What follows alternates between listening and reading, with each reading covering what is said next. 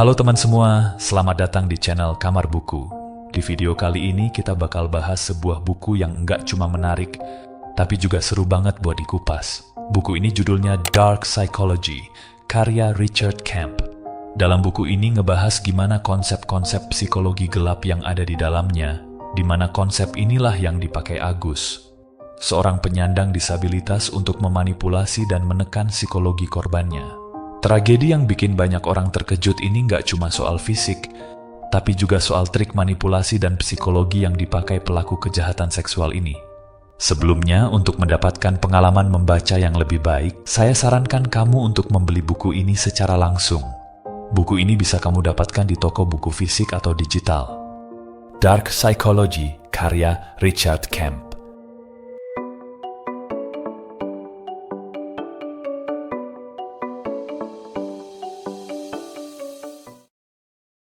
Bagian 1. Manusia memang nggak lepas dari sifat buruk. Namun, ada beberapa sifat buruk yang harus diwaspadai. Di dunia ideal, manusia yang menghuninya hidup rukun dan makmur. Mereka akan saling menjaga dan nggak pernah berpikir untuk memanfaatkan orang lain demi kepentingannya sendiri. Tapi sayangnya, kehidupan nyata nggak seindah itu. Banyak orang yang tak selalu sama seperti apa yang mereka tampilkan. Beberapa orang bahkan dengan sengaja menjadikan orang lain sebagai mangsa untuk mewujudkan keinginannya. Perilaku tersebut ada kaitannya dengan sifat pembohong, tukang manipulasi, bahkan psikopat. Alangkah baiknya kalau kita tahu ciri-ciri sifat tersebut. Coba deh, pernah nggak kamu punya firasat dan pikiran buruk tentang orang yang hubungannya sudah dekat banget sama kamu? Lalu, bagaimana kamu menghadapi orang-orang semacam itu? Di buku Dark Psychology yang terbit tahun 2019 ini, Richard Camp membahas sisi buruk manusia, seperti tentang predator. Predator adalah jenis manusia yang nggak mengenal empati ataupun memikirkan keadaan orang lain. Penulis juga merangkum pengetahuannya tentang doktrin atau 3 sifat buruk manusia dan bagaimana cara kita menghadapi orang-orang dengan sifat buruk tersebut. Dengan mendengarkan audiobook ini, kamu bisa tahu tentang perilaku orang-orang manipulatif, penjabaran tentang brainwashing, bagaimana orang-orang bisa melakukan pencucian otak, dan perbedaan antara psikopat dan sosiopat. Kamu juga akan belajar bagaimana melindungi dirimu sendiri dari manipulasi dan tipu muslihat orang yang berniat jahat, sekaligus belajar beberapa trik membujuk yang oke banget untuk diterapkan. Bagian 2. Mengenal rangkaian kepribadian gelap bernama doktrin-doktrin. Doktrin-doktrin adalah rangkaian 3 sifat kepribadian yang sangat buruk, yakni narsisme, machiavellianisme, dan psikopat. Apa perbedaannya? Narsisme adalah kekaguman pada diri sendiri secara berlebihan dan obsesif. Orang yang narsistik merasa lebih unggul daripada yang lain dan seringkali merasa berhak mendapat segalanya. Mereka ingin menjadi pusat perhatian dan suka mengendalikan keputusan atau situasi. Mereka selalu menginginkan kesempurnaan, baik untuk diri sendiri maupun untuk pasangan mereka. Mereka percaya kalau mereka punya hak atas kehidupan pribadimu. Jadi mereka nggak mengenal konsep batasan privasi, dan mereka juga nggak mau menghormatimu. Mereka mengendalikan orang lain dengan tipu muslihat dan menyembunyikan niat utama mereka dengan berpura-pura peduli. Kemudian ada machiavellianisme. Semua orang yang menganut machiavellianisme atau biasa disingkat Mach akan menghalalkan segala cara untuk menang.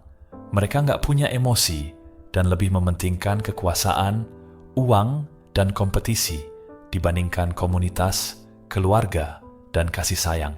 Orang-orang ini benci banget sama peraturan dan mereka sangat bisa sukses dalam bisnis yang berkaitan dengan membohongi klien demi keuntungan. Mereka sangat oportunis, susah didekati secara emosional, dan cenderung sangat aktif dalam hal seksual. Terutama dengan orang yang nggak begitu mereka kenal. Mereka ingin ditakuti dan dihormati, bukan dicintai. Terakhir, ada psikopatik. Psikopati pada dasarnya nggak memiliki kepekaan terhadap orang lain. Para psikopat adalah orang yang berani, nggak punya rasa takut, impulsif, dan kejam. Mereka cenderung suka mengambil risiko dan nggak begitu punya tujuan jangka panjang. Mereka hidup dengan masa sekarang dan seringkali takut akan komitmen. Test the crowd dilakukan untuk mengukur nilai ketiga perilaku ini pada diri seseorang. Tes semacam ini biasanya digunakan dalam bidang hukum dan peraturan perusahaan. Isinya meliputi berbagai pertanyaan tentang perspektif orang tersebut terhadap kehidupan, kematian, dan interaksi sosial. Namun, hasil tesnya juga nggak bisa dipastikan karena orang-orang ini cenderung berbohong agar membuat diri mereka terlihat lebih baik daripada aslinya. Tokoh terkenal yang memiliki kepribadian dark triads, misalnya Adolf Hitler, dia percaya kalau rasnya adalah manusia yang lebih unggul. Dia juga nggak punya empati untuk orang-orang yang dia bunuh. Bagian 3. Pencucian otak sebagai teknik manipulasi manusia. Pencucian otak adalah salah satu alat pengaruh sosial terbesar. Teknik ini sering banget dipakai oleh tokoh-tokoh politik dan agama yang berusaha menarik orang-orang yang naif dan mudah diatur. Tujuan pencucian otak adalah melepaskan identitas korban sehingga mereka mudah dihasut. Pencucian otak dilakukan dalam 3 tahap utama. 1. Tahap awal. Predator pencuci otak memulai aksinya dengan membuat para korban ragu akan identitas mereka sendiri. Biasanya, mereka melakukannya dengan membuat korban merasa bersalah, berpikir bahwa mereka nggak cukup baik. Lalu, korban akan mengkhianati diri sendiri, dan puncaknya, mereka kehilangan kesetiaan pada orang yang dicintainya dan merasa sebagai orang jahat. 2. Tahap pengenalan keyakinan baru. Pada tahap pencucian otak, korban akan merasa butuh untuk membebaskan diri. Saat inilah predator masuk dengan menawarkan kebaikan dan bantuan, sehingga korban ingin membalas budi sebagai upaya penebusan. Korban akan diperkenalkan dengan keyakinan alternatif. Akibatnya, keyakinan mereka yang sebelumnya akan hilang dan tergantikan. 3 tahap akhir. Pada tahap akhir, korban akan melakukan apapun untuk menyenangkan si mesin pencuci otak. Mereka senang dengan identitas baru mereka dan tidak merindukan identitas lamanya. Bahkan, seringkali mereka benar-benar sudah terputus dengan kehidupan lama mereka, sehingga sulit meyakinkan mereka sebagai korban pencucian otak. Yang membuat orang rentan dicuci otak adalah lemahnya keyakinan mereka akan identitas. Selain itu, ketiadaan pendukung dalam hidup juga bisa menjadi faktor, seperti anak misalnya, secara otomatis menempel dengan orang yang pertama kali menunjukkan ketertarikan kepadanya. Jadi, gimana dong supaya kita nggak kena tipu otak? Pertama, kamu harus tahu segala kerentananmu. Kedua, jangan percaya dengan produk atau tokoh yang terlalu digembar-gemborkan.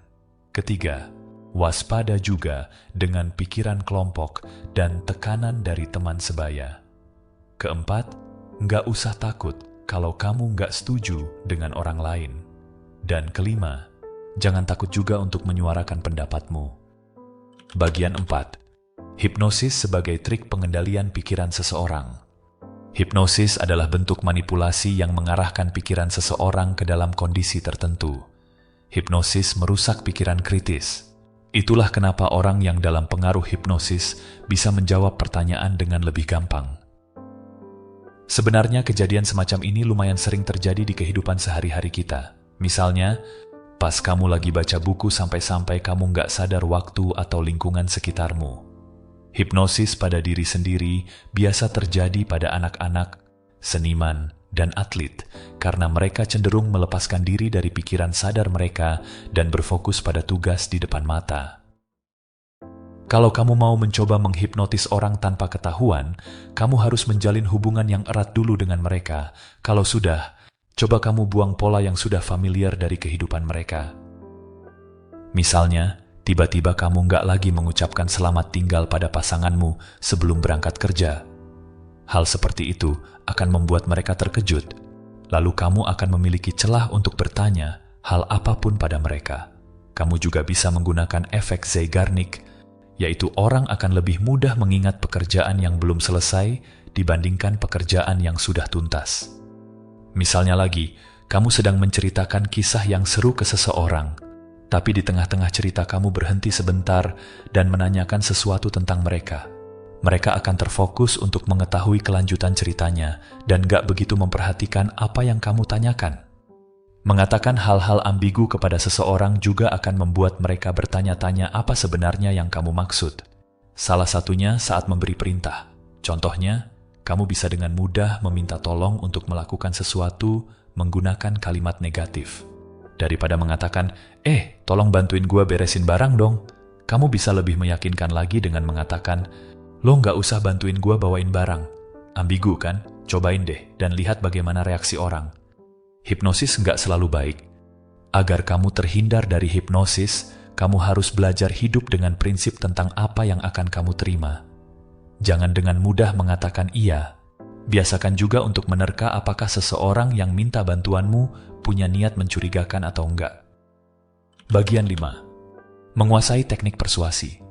Kalau istilah persuasi sudah nggak asing lagi di telinga kita. Persuasi atau membujuk adalah teknik meyakinkan seseorang untuk melakukan atau memikirkan sesuatu. Persuasi akan menjadi alat membujuk yang kuat kalau dikuasai. Prinsip dari persuasi adalah timbal balik. Berbeda dari muslihat yang hanya menguntungkan salah satu pihak, cara kerjanya adalah sesederhana memperlakukan orang lain sebagaimana kamu ingin diperlakukan. Dengan begitu, kamu berpeluang untuk membujuk seseorang. Salah satu karakter untuk memulai persuasi adalah menjadi ramah dan murah hati. Pastikan juga kamu konsisten. Kalau kamu bisa meyakinkan seseorang untuk melakukan hal kecil, kemungkinan kamu akan bisa meyakinkan mereka melakukan hal yang lebih besar. Kalau kamu sudah punya orang yang dekat denganmu, itu bisa menjadi nilai tambah karena kamu akan lebih mudah untuk menarik lebih banyak orang. Sama halnya seperti ketika kamu melihat produk yang punya banyak review positif. Dengan membaca ulasan-ulasan itu, kamu akan termotivasi untuk membeli produk itu juga. Walau mungkin sebenarnya kamu nggak berencana untuk beli. Untuk bisa membujuk orang dengan mudah, kamu harus percaya diri. Pastikan juga permintaanmu itu fleksibel dan nggak begitu kentara. Ketahui juga waktu yang tepat untuk mendekati seseorang dan lebih seringlah mendengarkan daripada berbicara. Kamu juga perlu belajar kapan harus berbohong dan kapan harus menyembunyikan informasi. Bagian 6. Lindungi diri dari manipulasi dan jangan berusaha mengubah orang-orang narsistik. Tahu nggak? Kalau kamu pintar, kamu cenderung lebih mudah untuk dimanipulasi. Kedengarannya kayak nggak masuk akal ya. Jadi gini, pikiran orang-orang pintar dipenuhi dengan logika, sementara logika itu sendiri sangat mudah dimanipulasi. Sebaliknya, orang yang bodoh biasanya punya pikiran yang lebih keras kepala. Mau kamu jelasin dengan segudang fakta saintifik pun, mereka mungkin gak akan percaya, menjadi terlalu percaya, mengharapkan yang terbaik dari orang lain, dan terus mencari validasi eksternal, membuatmu lebih rentan untuk dimanfaatkan oleh orang baru. Selain itu, gak semua orang akan menyukai kamu, jadi kelilingi dirimu dengan teman dan keluarga yang kamu percayai. Karena kalau kamu sendirian, kamu lebih mudah dimasuki tukang manipulasi. Si tukang manipulasi seringnya menjadikan orang yang sendirian sebagai sasaran mereka karena mereka jauh lebih mudah membohongi satu orang daripada membohongi banyak orang, kan? Satu hal lagi yang gak kalah penting, kamu gak bisa mengubah orang yang psikopat atau narsistik menjadi orang yang lebih baik. Karakteristik gelap sangat melekat dengan jiwa mereka dan pada hakikatnya mustahil untuk mengubah mereka. Ketika bertemu dengan orang berciri-ciri psikopat atau narsistik, percayai firasatmu karena biasanya itu benar. Jangan terbuai oleh skema mereka, walau terkadang memang menggiurkan. Bagian 7. Psikopat dan sosiopat adalah dua tipe berbeda. Beberapa orang berpikir kalau psikopat dan sosiopat itu sama, namun sebenarnya konon, sosiopatik adalah kelainan yang nggak begitu parah jika dibandingkan dengan psikopat. Sosiopat punya nurani yang lemah dan seringkali impulsif, sementara psikopat sama sekali nggak punya nurani dan suka memperhitungkan segala sesuatu. Psikopat umumnya adalah bawaan lahir, sementara kepribadian sosiopat terbentuk karena keadaan lingkungan. Pemikiran bahwa cuma cowok yang bisa jadi psikopat adalah salah kaprah. Psikopat ada juga yang perempuan. Dalam aksinya, psikopat perempuan cenderung menggunakan rayuan seksual daripada kekerasan. Psikopat adalah pencari sensasi, dan psikopati adalah kelainan kepribadian yang nggak bisa disembuhkan. Kamu nggak akan bisa mengubah seseorang yang memiliki doktrin yang tinggi hanya dengan menghujaninya dengan cinta dan kasih sayang. Usahamu itu nggak akan mempan. Bagian 8. Menciptakan ruang yang aman bagi anak agar terhindar dari dark triad. Kalau kamu adalah orang tua, Kamu wajib melindungi anak-anakmu dari orang-orang dengan kepribadian dark triad yang bisa saja mereka temui. Inilah kenapa kamu harus menciptakan rumah sebagai ruang aman bagi anak-anakmu dan menjauhkan mereka dari bully. Selalu waspada pada apapun yang bisa diakses oleh anakmu, juga selalu awasi siapa yang ditonton anak atau siapa yang mereka ajak bicara. Sebab, kepribadian dark triad seringkali menarget lewat virtual ataupun tempat-tempat umum seperti taman dan mal. Salah satu pembahasan dalam buku ini adalah tentang predator. Orang jenis ini cenderung punya kepribadian menarik dan bisa mengatasi segala interaksi sosial dengan mudah. Predator akan membuatmu merasa spesial dan didengar, padahal aslinya mereka melakukan itu sambil berusaha menggali informasi tentang kehidupanmu. Biasanya, predator gampang banget berbaur dengan orang lain. Kejahatannya juga jarang terendus. Makanya, setiap kali ada berita pembunuhan, pasti ada saja kan beberapa orang yang berkomentar. Kalau pelaku adalah teman yang baik atau tetangga yang ramah, mereka juga berusaha menjadi orang yang baik dan dermawan. Mereka merasa berhak mendapatkan segalanya dan selalu mencoba meraih semua yang diinginkan, gak peduli apapun bayarannya. Mereka juga memusuhi siapa saja yang menurut mereka lebih baik dari mereka. Mereka biasanya orang yang suka banget mengatur dan selalu berusaha untuk bisa terlibat dalam berbagai situasi. Selain itu, mereka paling ogah mengaku salah. Yang ada, mereka malah menyalahkan orang lain atas perbuatan mereka dan membuat seolah-olah mereka korbannya. Untuk melindungi dirimu dari predator, kamu harus familiar dengan kelemahanmu sendiri. Karena kelemahan itulah yang mereka incar. Selain itu, jangan mudah percaya pada orang lain. Bagian 9. Pesan untukmu dari buku ini. Richard Kemp secara garis besar membahas dasar-dasar dark psikologi, menjelaskan sifat-sifat dark triad, dan bagaimana mengetahui kepribadian itu dalam diri orang-orang yang berinteraksi dengan kita. Richard banyak sekali memberi contoh perilaku yang memang sering ditemui di kehidupan sehari-hari. Walaupun kita sudah membahas orang-orang yang membahayakan, tapi jangan terlalu cemas. Nggak semua orang yang ada di luar sana selalu punya niat jahat ke kamu kok. Faktanya, nggak sampai 20% orang memiliki masalah dark psikologi, dan nggak semua yang punya sisi gelap ini orang yang jahat. Bekali dirimu dengan pengetahuan yang matang untuk melindungi diri dari kejahatan orang-orang tersebut. Di sisi lain, kamu juga bisa menggunakan beberapa teknik dark psikologi untuk kebaikanmu sendiri, seperti hipnotis atau persuasi. Terima kasih sudah mendengarkan audiobook ini. Kamu bisa mendengarkan audiobook lain dengan mengunjungi channel ini dan cari di bagian playlist atau daftar putar.